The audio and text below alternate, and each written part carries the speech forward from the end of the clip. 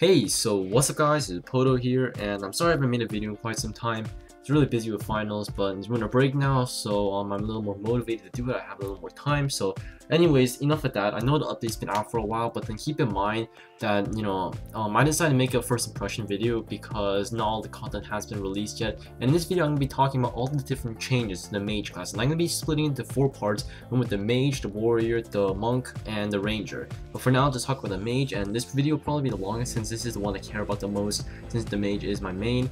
And a lot of changes have been made. It seems like Game of actually did listen to the countless emails I sent them, to the multiple different ways I communicated them with. So anyways, without further ado, let's move on. So first of all, let's look at the changes with Fire Tree. With the Fire Tree, there's been a few changes, and for the most part, it is a nerf. First of all, and this is probably one of the biggest nerfs, is I'm just going to go over them and then I'm going to talk about what they mean. So Elemental Phantom and Blasting Fire, the talents have been switched, meaning that they are in different places in the talent tree. Also, Frost Phantom now increases the critical chance of Frostbolt by 50%. And if you don't know what Frost Phantom is, it's the proc from Elemental Phantom.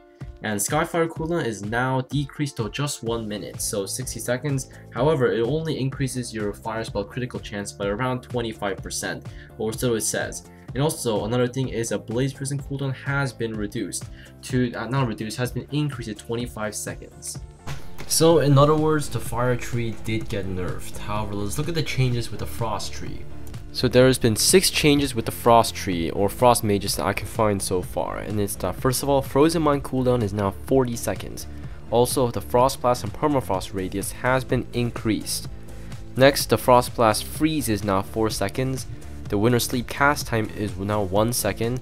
The Gift of Earth restores 21% of mana, and Erudition, the Erudition talent increases your spell power by 100% of Wisdom instead of just 15% of Wisdom before.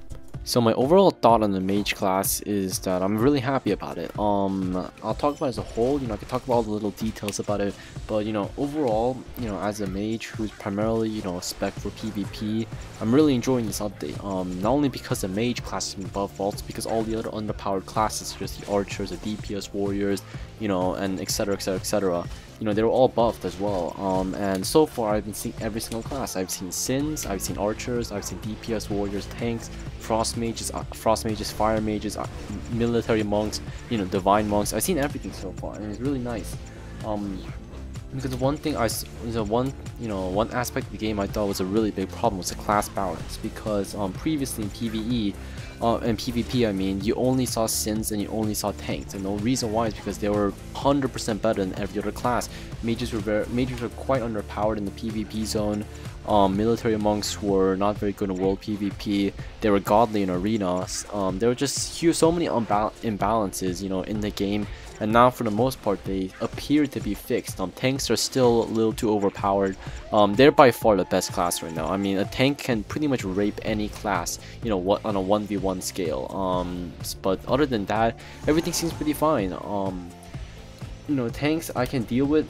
Because at the very least they do slow damage, so you can run away, you can retreat, you can kite, unlike Sins who constantly stun you. But a problem is that Sins are very weak in arena right now. But as a Mage right here, Mages got a lot more stun. They got a lot more stun, they got a lot more control, they're not defenseless anymore. And one of the things that made me really happy was that people actually value Mages in the PvP zone and in PvP.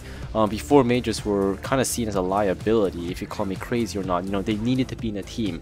A lone Mage or a solo Mage was pretty much a dead Mage. They had very little defense against Sins, against Tanks, and etc. But now, Frost Mages, or even Hybrid Mages and Fire Mages, they can do massive amounts of damage and still defend themselves with the better Frost Blast and with improved Permafrost. So anyways, the Pohdoh, come subscribe. I'm sorry about the very late and very short video, but I'll have gameplay of this up very soon. As you're watching this, I'm editing an arena commentary right now, and I'm gonna be having a different part for for Warrior class, Monk class, and just everything else. So don't worry about that. So anyways, the Pohdoh, come subscribe, and I'll see you guys later.